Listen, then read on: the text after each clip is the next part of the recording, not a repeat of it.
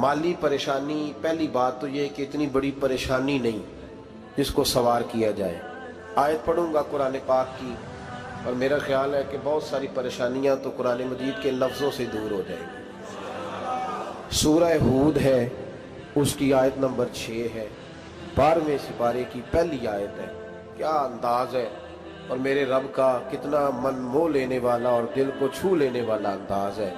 रब करीम ने फरमाया वमा मिन दाब्बतिन फिल अर्द, फरमाया नहीं ज़मीन पर कोई भी ऐसा चलने वाला, ज़मीन पर कोई ऐसा नहीं जो चलता हो, इल्ला अलल्लाहि रिज़्कुहा, जिसका रिज़्क अल्लाह ने अपने ज़िम्मे न लिया हो। ज़मीन पे कोई चलने वाला ऐसा नहीं जिसके रिज़्क की जिम्मेदारी रब करीम की ना हो। ये जिम्मेदारी रिज़्क किसकी है? बोल के बताएं, बोल के किसकी जिम्मेदारी है जी? अल्लाह। देखें गौर फरमाएं, यहाँ मुफस्सिरीन ने एक बात लिखी है इस आयत के तहत कि फरमाया जो ज़मीन पे चलने वाला है उसका रिज़्क अल्लाह के ज़िम्मे। फरमाते हैं कि ये अल्लाह ने हमारी अकल के मुताबिक हमसे बात की, वरना आसमानों में जितनी मखलूक है रिज़्क उसका भी अल्लाह के ज़िम्मे ही है। यहाँ जो फिल अर्द के लफ्ज़ है ज़मीन पे, वो हमें समझाने के लिए कि तुमने तो सिर्फ ये दुनिया देखी है ना, तो जिसको तुमने देखा है वो सब खाते अल्लाह का दिया हुआ ही है। तो जो हमने देखा था रब करीम ने उसके मुताबिक हमें समझा दिया। फरमाया कुछ तो तुमने देखे ही नहीं, चलो उनकी तुमसे बात नहीं करते, पर जो तुमने देखे हैं उन सब का रिज़्क किसके ज़िम्मे है? अल्लाह के। मेरे रसूल करीम सैयद आलम सल्लल्लाहु ताला अलैहि वसल्लम कुरान मजीद की जब तर्जुमानी करते, वजाहत करते, तो महबूब पाक सल्लल्लाहु अलैहि वसल्लम भी कोई इश्काल रहने नहीं देते थे, कोई इश्काल नहीं रहने देते थे। मेरे महबूब करीम अलैहिस्सलातु सलाम ने फरमाया अल्लाह पे भरोसा रख के सवेरे निकल जाना रिज़्क की तलाश में। किस पे भरोसा रखना है? निकलना तुम्हारे जिम्मे है। ये ना कहना कि घर बैठूंगा तो यही आएगा, निकलना तुम्हारी जिम्मेदारी है। जितनी जिम्मेदारी है वो पूरी करना। अल्लाह पे भरोसा करके निकल जाना तुम्हारी जिम्मेदारी है। रब का जिम्मा है तुम्हें रिज़्क देना, वो जरूर तुम्हें रिज़्क पहुंचाएगा। या रसूल अल्लाह सल्लल्लाहु अलैहि वसल्लम किस तरह पहुंचेगा? तो जरा हुजूर के लफ्जों का हुस्न भी देखिए। नबी पाक सल्लल्लाहु अलैहि वसल्लम ने फरमाया जिस तरह मौत तुम्हें ढूंढ लेती है ना कि तुम कहाँ मौजूद हो, जब वक्त आता है तो इंसान पाकिस्तान में हो तब भी आ जाता है, जद्दा में हो तब भी आ जाता है, मक्का में हो या मदीना तैयबा में वक्त फिर भी आ जाता है। फरमाया जिस तरह मौत तुम जहां भी हो तुम तक पहुंच जाती है ना, इस तरह तुम्हारा रिज़्क भी तुम जहां मौजूद होते हो अल्लाह वहां पहुंचा देता है, पहुंचा देता है। तो या रसूल अल्लाह सल्लल्लाहु अलैहि वसल्लम किस अंदाज में? तो फरमाया निकल जाना तुम्हारी जिम्मेदारी है। फरमाया सवेरे परिंदे भी निकल जाते हैं और शाम को जब लौटते हैं तो अल्लाह उन्हें पेट भर के रोजी अता फरमाता है। हालांकि उनको नहीं पता होता हमारा कारखाना कहाँ है, हमने कहाँ जाके मजदूरी करनी है। उनको नहीं पता होता कि हमारा दफ्तर कहाँ है, हमने किस ऑफिस में बैठना है। उनको नहीं पता होता कि हमने कहाँ जाके माल खरीदना है और कहाँ से हमने फिर उसको दोबारा बेचना है। उन्हें खबर नहीं होती, अल्लाह पे भरोसा करके निकल जाते हैं। निकलना तो तेरे जिम्मे है कि नहीं? फरमाया वो तू ड्यूटी कर, शाम को अल्लाह जो रब परिंदों को रोजी देता है वो तुझे भी अता फरमाएगा। मैं कहता हूँ सोच कितनी कमजोर है उस आदमी की जो कहता है कैसे मिलेगा। कितनी कमजोर सोच है। जो रब बैल को रोजी देता है, बकरी को रोजी देता है, इस जमीन इस धरती पे अगर बसने वाला ऊंट भूखा नहीं सोता, चले ये तो पालतू जानवर होते हैं, इस धरती पर बसने वाली अगर बिल्ली और कुत्ता रोटी खा के सोते हैं तो तू तो अशरफुल मखलूकात है। तूने अपने ज़हन में क्या टेंशन पाल लिया है कि नहीं आएगा तो मर जाऊंगा, क्या बनेगा, किस तरह होगा? तू क्यों इतना परेशान हो गया? भाई माली परेशानी सबसे ज्यादा उस बंदे ने ओढ़ ली है जिसकी तवक्कुल की बात कमजोर हो गई है। तू सीधी तवज्जो अपने रब करीम की जानिब रख, सीधी तवज्जो अल्लाह की जानिब कर। रब फरमाते हैं जिम्मा तेरा नहीं, जिम्मा मेरा। लेकिन तनख्वाह एक आती है घर में, जब एक बच्चा होता है तो तब भी काम चलता है, जब अल्लाह 2 बच्चे दे दे फिर भी उस तनख्वाह से काम चलता है, जब 3 हो जाए फिर भी चलता है, जब 4 हो जाए नहीं। आप ना भी बोले तो बात तो सही है, बहरहाल काम फिर भी چلے اسی تنخواہ میں سے جب بندہ بڑے بیٹے کی شادی کر کے بہو بیاہ کے لے آئے تو پھر بھی کام چلتا ہے، اور جب اس بیٹے کو اللہ بچے عطا کر دے تو اسی گھر میں، اسی آنگن میں، اسی چھت کے نیچے کام چلتا ہے۔ تو پھر تو مان جانا کہ چلانے والا تو نہیں، چلانے والا کوئی اور ہے۔ پھر تو مان جا کہ چلانے والا کوئی تو اس وقت جب تنخواہ تیری لگی تھی تو کہتا تھا ابا ابھی میری شادی نہ کر، میں بیوی کو کیسے کھلاؤں گا؟ تو وہی شخص ہے جس کی چھت کے نیچے پھر 1.5 درجن پوتے بھی پل رہے اور گزارا ان کا بھی ہو رہا ہے۔ تو رزق کا ذمہ کس کا ہے؟ اللہ کا ذمہ۔ اب ہمیں پتہ ہے پہلی بات تو پریشانی اس لیے اتار دینی چاہیے کہ ذمہ ہمارا ہے ہی نہیں۔ اب دوسری بات یہ کہ ذمہ داری کس کی ہے؟ اللہ حکیم بھی ہے اور علیم بھی ہے، حکیم بھی ہے اور جانتا بھی ہے، اور اسے پتہ بھی ہے کہ دینا کس طرح ہے۔ اب ہم پتہ کیا کہتے ہیں؟ کہتے ہیں وہ جو بندہ پجاروں میں بیٹھا ہے وہاں اسے نہیں بیٹھنا چاہیے تھا، اور میرا حق تھا۔ تجھے زیادہ پتہ ہے کہ اللہ کو؟ بول کے بتانا کس کو پتہ زیادہ ہے؟ کیوں جی؟ تو آپ اصل ٹینشن پتہ کب لگتی ہے؟ جب بندے کہتے ہیں نہیں وہ پجاروں میری تھی، میرا حق تھا۔ وہ جب گزرتی ہے نا پاس سے مہران کے تو مہران والا ٹینشن بڑی لیتا ہے، حالانکہ اللہ کو زیادہ پتہ ہے کہ وہ حق۔ ایک بات اپنے ذہن میں یاد رکھ لیں، رٹ لیں کہ جو میرے لیے بہتر تھا میرے رب نے مجھے دے دیا، اور بات ختم ہو گئی۔ بس وصل اچھا ہے نہ فراق اچھا ہے، یار جس حال میں رکھے وہی حال اچھا ہے۔ بس جو میرے حق میں بہتر تھا میرے رب نے مجھے، مسئلہ یہ ہے کہ تو اس پہ راضی ہونے کو تیار نہیں۔ حضرت علی کرم اللہ تعالیٰ وجہ الکریم نے میرے نبی پاک کی ایک حدیث بیان کی ہے، اور جناب علی جب یہ حدیث بیان کیا کرتے تھے تو حضرت مجاہد فرماتے ہیں یوں لگتا تھا کہ جیسے حضرت علی ہمیں ہر پریشانی سے نکال رہے ہیں۔ مولا علی شیر خدا رضی اللہ تعالیٰ عنہ فرماتے ہیں کہ مجھے میرے نبی پاک صلی اللہ علیہ وسلم نے ایک طریقہ دیا تھا ٹینشن فری ہونے کا۔ آپ فرماتے ہیں مجھے تو بڑا راس آیا ہے، تم بھی اگر کر لو گے تو تمہیں بھی فائدہ دے گا۔ کہا وہ کیا؟ حضرت علی کہنے لگے محبوب علیہ السلام نے فرمایا تھا لوگوں تم اللہ کے دیے ہوئے تھوڑے رزق پہ راضی ہو جاؤ، وہ تمہاری تھوڑی عبادت سے تم سے راضی ہو جایا کرو گا۔ بس تم 2 نفل بھی پڑھو گے تو اللہ راضی ہو جائے گا، تم 1 رکوع بھی سویرے اٹھ کے پڑھو گے تو وہ راضی ہو جائے گا، وہ تمہارے 313 درود شریف سے راضی ہو جائے گا، تم اس کے دیے ہوئے تھوڑے رزق سے راضی ہو جاؤ۔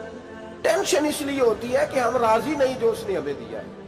وہ حال میں مزید کی جو دوڑ ہے نا، حال میں مزید کی، بے قدرہ کچھ قدر نہ جاتی، کیتی خوب تسلی ہو، دنیا دار پجاری زردے، کتیاں دے گل ٹلی ہو، بک بک روشن اکھیاں تکیو ویک حویلی کلی ہو، تے کوچ نصیر اساں جد کیتی پہ جانی تھر تھلی ہو۔ تو یاد رکھیں یہ جو ہے نا مصیبت کے مال آ کیوں نہیں رہا، وہ سامنے والا پلاٹ میرے گھر کے سامنے ہے گھر کے سامنے، پر رجسٹری میرے نام کیوں نہیں؟ یہ مصیبت سانس نہیں لینے دیتی۔ موٹر سائیکل کھڑی کرتا ہے نا جب آ کے دکان سے روٹی کھانے آتا ہے، دفتر سے گھر آتا ہے، کاروبار سے آتا ہے، تو جہاں موٹر سائیکل کھڑی کرتا ہے وہ ٹینشن بڑی ہے کہ کبھی میری ہو جائے نا یہ والی جگہ تو میں یہاں بھی بورڈ لگاؤں اپنے نام۔ اس نے مالی پریشانی پیدا کی۔ تو جس حال میں ہے، کیونکہ تو نے اپنا یہ حال خود نہیں بنایا، جس نے بنایا ہے وہ بڑا بہتر جانتا تھا کہ تو اسی حال میں اسے اچھا لگتا ہے۔ تو اسے اسی حال میں، ایک بزرگ تھے تو ان کی طبیعت بڑی علیل ہو گئی، بیمار ہو گئے، تو اللہ نے آزمائش دی تو کیڑے پڑ گئے وجود میں۔ ایک کیڑا یہاں سے کھا رہا تھا، اللہ والے بڑے راضی رہتے ہیں اس کی رضا پہ، تو کیڑا یہاں کھا رہا تھا تو نیچے گر گیا، تو بابا جی نے اٹھا کے پھر وہاں رکھ لیا۔ کہنے لگے جب اس نے تیری ڈیوٹی مجھے کھانے کی لگائی ہے تو میں اس بات پہ راضی ہوں، تو نیچے کیوں گرتا ہے؟ بس ٹھیک ہے کھا، جب اس نے تجھے ڈیوٹی جو تیری لگائی۔ سالبہ بن عبد الرحمن ایک صحابی تھے، سالبہ غالباً، نبی پاک صلی اللہ علیہ وسلم کی خدمت میں آئے، کہنے لگے یا رسول اللہ صلی اللہ علیہ وسلم غربت بڑی ہے، میرے لیے دعا کریں اللہ زیادہ مال دے۔ تو محبوب صلی اللہ علیہ وسلم نے فرمایا تو جس حال میں اچھا ہے وہ تیرے لیے بہتر ہے، اس میں تو ہے وہی حال تیرے لیے۔ مشکل ہے نا یہ جواب سننا۔ کہتے پیر صاحب فلان جگہ سے تویز آیا، وہاں تو وارے نے آرے ہو گئے، تو آپ کے ہاں؟ تو میں کہتا ہوں یہ تویز دینے والا اگر تویز دے کے امیر بناتا ہے تو پہلے خود کیوں نہیں بنتا؟ ये खुद तो 150 का तवीज बेच रहा है, अपनी बेचारे की हालत ये है। अगर इतना ही तवीज इसका चलता होता तो पहले 5 जो पिजारो इसके दरवाजे पे खड़ी होती। अजीब चक्कर है और अजीब जगह लोग उलझ गए, समझते ही नहीं बात को।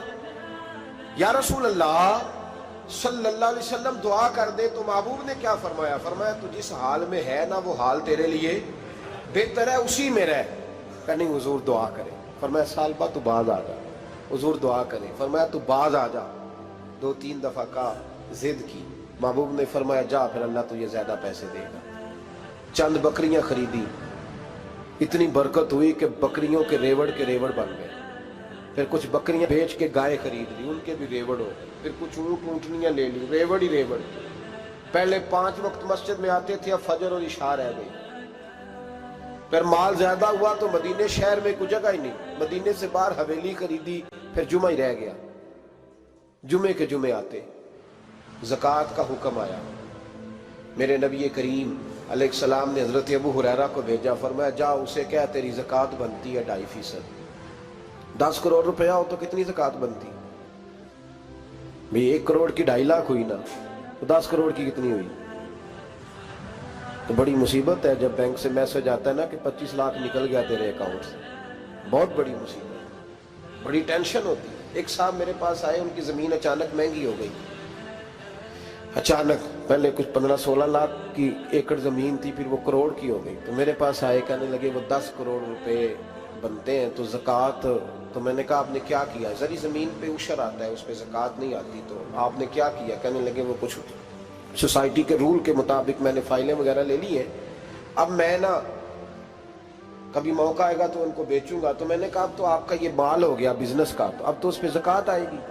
10 करोड़ पे जब 25 लाख सुना तो कहने लगे फौरन देनी पड़ती है कि थोड़ी थोड़ी से भी काम चल जाता है। तो मैं उनका चेहरा देखने लगा। मैंने कहा नहीं वो तो आपको पता है, वैसे हजरत उमर फरमाया करते थे बांट के ना दो, कोशिश करो किसी एक कोई दो, चलो किसी का तो कुछ बन जाए, तो एक कोई देनी चाहिए। कहने लगे तो मतलब ये ऐसा ही हुक्म है? मैंने कहा आप किसी और से तहकीक कर लें।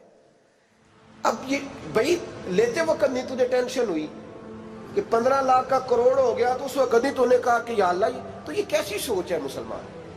किस तरह का इसका? हमारे यहाँ जब किसी आदमी पे हालात खराब होते हैं ना, तो सबसे पहले वो इस तरह करता है कि जो मैं कहीं अल्लाह के रास्ते में देता हूं पहले उसे बंद करो। जिस रास्ते तुझे आ रहा था पहले तूने वो रास्ता ब्लॉक किया। हजरत अस्मा बिन्त अबी बकर सिद्दीक कहती है मैं हुजूर को मस्जिद के लिए, इदारे के लिए, साहबे सुफा के लिए कुछ दे रही थी, तो मैंने गिनना शुरू किया तो हुजूर मुस्कुराने लगे। हुजूर मुस्कुराते क्यों है? तो फरमाने लगी, महबूब फरमाने लगे अस्मा अल्लाह के रास्ते में गिन गिन के न दिया कर, वरना वो भी तुझे गिन गिन के देगा। तू उसके रास्ते में बेहिसाब दे, वो भी तुझे बेहिसाब ही अता फरमाएगा। लेकिन पहले ये वाला पहले दरवाजा बंद करो, यहां से पैसे खत्म हो रहे हैं। तो इस तरह करना भाई। इस दफा सूट जरा गर्मियों वाले ना खरीद, लेकिन जो तू अल्लाह के रास्ते में दे रहा है उसे देता रहे। लेकिन हम अपना नुकसान करते, ज्यादती करते हैं अपने साथ। मैंने आपको पहले भी बताया था प्यार की बोली है, फिर बोलता हूँ। एक बड़े बड़े प्यार वाले दोस्त हैं, एक दफा मुझे कहने लगे कि आप कई दफा ऐलान करते हैं तो मुझे अच्छा नहीं लगता, और आप इदारा भी बहुत ज्यादा बनने वाला है, बड़ी चीजें मैं देखता हूँ जो हो तो बड़ा निज़ाम अच्छा हो जाए, आप दुआ करें अल्लाह मुझे पैसे दे तो मैं बड़े सारे खर्च करूंगा उसके रास्ते में। तो मैंने कहा या अल्लाह इसे 10 करोड़ दे, ये 9.5 करोड़ तेरे रास्ते में दे देगा। तो चुप कर गया, जिस तरह आप नहीं कर गए सारे, चुप कर गया वो भी। उसने कहा जी नहीं जी इंशाल्लाह करेंगे। तो मैं क्या भले अजे तो दुआ पई हुंदी आ, अभी तो वो आएंगे तो तब देखी जाएगी।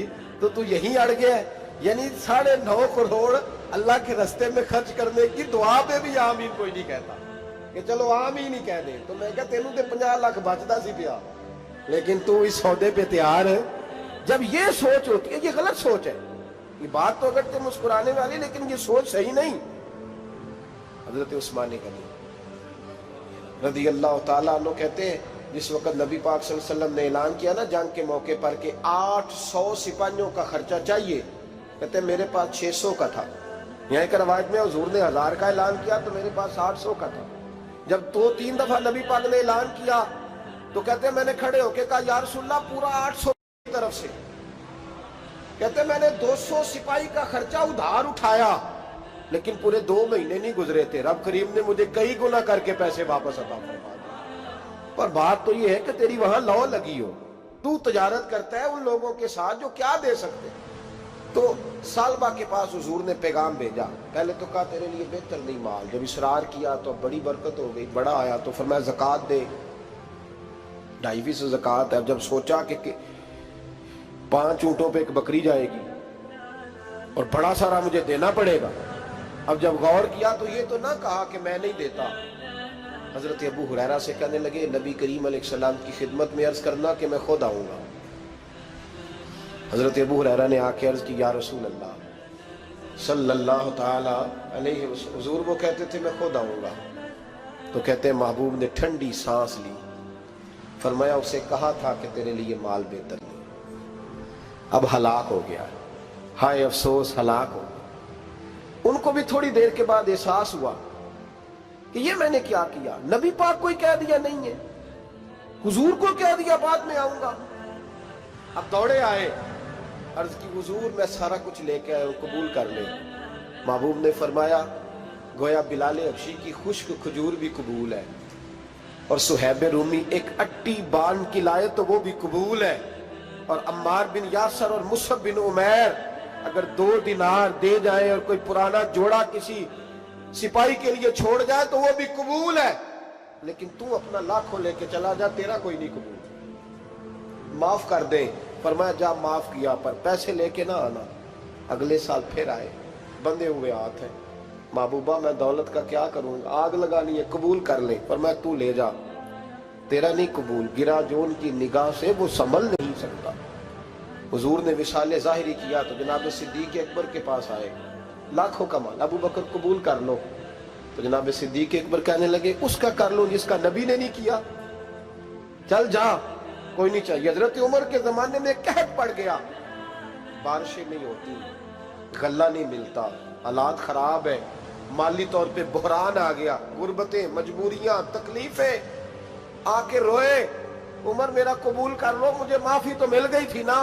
फरमाया माफी अपनी जगह पे, पर जिसका मुस्तफा ने कबूल नहीं किया। बहुत सारे लोगों को पता ही नहीं कि उनका कबूल ही नहीं हुआ, और वो उलझे हुए, उन्हें खबर ही नहीं कि असल बात क्या है। फरमाया जिसका मुस्तफा करीम ने कबूल नहीं किया, अब हीरे और जवाहरात भी लेके आए तो भूखे मरेंगे, पर उसका कबूल, उस बात पे राजी रहो, इस हाल में अल्लाह ने रखा हुआ, उस हाल में राजी रहो। जो मुसीबत है ना देखनी के वो भी मेरे पास, तुम्हें क्या पता, कभी पूछ तो सही उससे वो किस मुसीबत का शिकार है, जो माली तौर पे बड़ा अमीर है, तो उसकी तरफ देख के अपना दिल बुरा करता है। बस जिस हाल में रब ने रखा है उस हाल में रह। हजरत उस्मान गनी के जमाने में तो वो विसाल कर गए, लेकिन भाई तू जिस हाल में तेरा रब तुझे रखता है उस हाल में रह, तेरी माली परेशानियां खत्म हो जाएंगी। मैंने पहले भी शायद आपको एक दफा कहा था, मैं तालीम से फारग हुआ तो मेरे एक उस्ताद और मेरे कुछ दोस्त कहने लगे अफ्रीका आ जाए आप, भाई बहुत बड़ा इदारा है, उसको चलाएं, उसको संभालें। तो मेरी वालदा से मैंने कहा, कुछ तबीयत होती है ना इंसान की, मेरा भी दिल लग गया। मेरी अम्मा पढ़ी नहीं थी, लेकिन अल्लाह ने दानाई बड़ी अता फरमाई थी, हिकमत बड़ी थी, सियानी बड़ी थी। तो मैंने कहा अम्मा जी वो मुझे साउथ अफ्रीका की दावत हो रही है, तो आप क्या कहती हैं? तो उठ के मेरे पास आ गए और मुझे उन्होंने अपने बाजुओं में ले लिया, फिर मेरा माथा चूमा, कहने लगी पुत्र मैं तो वाल भी ना पोट के देवा किसी, हमने दौलत का क्या करना, तो अल्लाह का नाम लेके कहीं बैठ जा, रब करीम रौन के लगा देगा, खैर हो जाए। तो मेरे भाई याद रखें, इन चीजों से थोड़ा सा देखें ना, कनात करें, जो अल्लाह ने दिया उस पर राजी हो जाए। अल्लाह बड़ा मेहरबान है, वो आसानियां कर दिया करता है। तो याद रखें मेरे रसूल करीम अलैहिस्सलाम ने एक तो हमें दर्स ये दिया है कि तू समझ जा, कुरान ने हमें बताया है कि रोजी तेरी जिम्मेदारी नहीं, रोजी किसकी जिम्मेदारी है? अल्लाह की। और दूसरी बात ये कि जो अल्लाह ने तुम्हें दिया है उस पर तू राजी हो जा, तेरी माली परेशानियां खत्म हो जाए। और फिर हुजूर सल्लल्लाहु अलैहि वसल्लम ने फरमाया मजहबी तौर पर जब देखो तो आगे देखो, और दुनियावी तौर पर जब देखो तो पीछे देखो, परेशानी खत्म होगी। मजहबी तौर पर जब देखो, जो 5 नमाजें पढ़ता है वो तहज्जुद पढ़ने वाले को देखे, और जो तहज्जुद पढ़ता है वो इशराक चाश्त पढ़ने वाले को देखे। اور جو بندہ اشراق اور چاشت پڑھتا ہے پھر اس کو دیکھے جو سارا دن مصطفیٰ پہ درود پڑھتا ہے. اوپر دیکھے کہ میں نے اور نیک ہونا ہے اور نیک. اور جب مالی معاملہ ہے تو پھر نیچے دیکھ. اگر تو بیٹھا نا پجاروں پہ تو پھر ٹوڈی والے پہ نظر کر اس کا کیا حال ہے. اور اگر تو وہاں بیٹھا ہے تو دیکھ مہران والا بھی تو گاڑی چلا ہی رہا ہے. اور اگر تو وہاں ہے تو موٹر سائیکل والا دیکھ. اور تو وہاں ہے تو پھر سائیکل والے پہ نظر. اور اگر تو سائیکل والا ہے تو پیدل والے کو دیکھ. اگر تو کرائے کے مکان میں رہتا تو پھر جھونپڑی والے کو دیکھ. اور اگر تو جھونپڑی میں رہتا ہے تو پھر بھی پریشان نہ ہونا. کچھ ایسے بھی ہیں جنہیں جھونپڑی بھی نصیب نہیں, جو سڑک پہ لیٹے ہوئے. اور اگر تو تندرست ہے نا تو کبھی جا کے ہسپتال میں دیکھ حال کیا ہے, لوگ کس حال میں ہیں. تو ہم شکر نہیں ادا کرتے. اس کا نقصان کیا ہوتا ہے, نعمتیں چلی جاتی ہیں. اللہ فرماتے ہیں لئن شکرتم لازیدنکم, تو شکر ادا کر میں نعمتوں میں اضافہ کر دوں. تو بھائی مالی پریشانی کا تیسرا سبب یہ ہے کہ ہم دیکھتے ہیں مالی طور پر اوپر, تو پھر ہمیں طبیعت بگڑتی ہے. اور پھر مالی پریشانیوں کے کچھ اور اسباب بھی ہیں. امام شافعی فرماتے ہیں جن گھروں میں لوگ فجر کی نماز کے وقت سوئے ہوتے ہیں ان گھروں میں رزق نہیں آتا. آپ فرماتے ہیں فجر کا وقت اللہ کے دینے کا وقت ہے, اس وقت اللہ بانٹتا ہے. حضور صلی اللہ علیہ وسلم کا فرمان ہے نا حدیث میں کہ تہجد کے وقت اللہ پہلے آسمان پہ نزول جلال فرماتا ہے جو اس کی شان کے لائق ہے تہجد کے وقت, اور وہ کہتا ہے مانگو میں تمہیں عطا کروں گا. لینے کی باری آئے تو بندہ سمیٹ سماٹ کے اندر گھس جائے. ہمارے ہاں یہ ہوتا ہے کہ عشاء کے بعد بچے بیٹھتے ہیں موبائل لے کے, تہجد کا وقت آتا ہے تو ان کی آنکھیں بند ہونی شروع ہوتی. تو لینے کے وقت تو سویا تھا, ذرا مسئلہ کیسے حل ہوگا بھائی. جب کوئی آدمی خیرات بانٹ رہا ہو تو جو پیالہ پیچھے کر لے اسے ملے گا. کہتے اس وقت آنا جب میں بانٹ رہا تھا, اب تو کدھر آ گیا ہے. مثال دے رہا ہوں. تو فجر کا وقت مانگنے کا ہے, تو ساری رات تو گزر گئی گیمیں کھیلتے ٹی وی دیکھتے, اور جو لینے کا وقت تھا تو سو گیا, تو کیسے آئے گا تیرے پاس. تو اٹھے سویرے بندوں سے مانگ کے دیکھ لیا, بڑی عزتیں خراب ہوئی. فجر کا وقت اٹھ کے جھولی پھیلائے. میرے رسول پاک علیہ السلام فرماتے ہیں, رب فرماتے ہیں جب بندے میرے آگے جھولی پھیلاتے ہیں مجھے شرم آتی ہے کیسے خالی واپس کر دوں. تو اس کے سامنے کوڑا تخت دنیا دا باہو, فکر سچی بادشاہی ہو.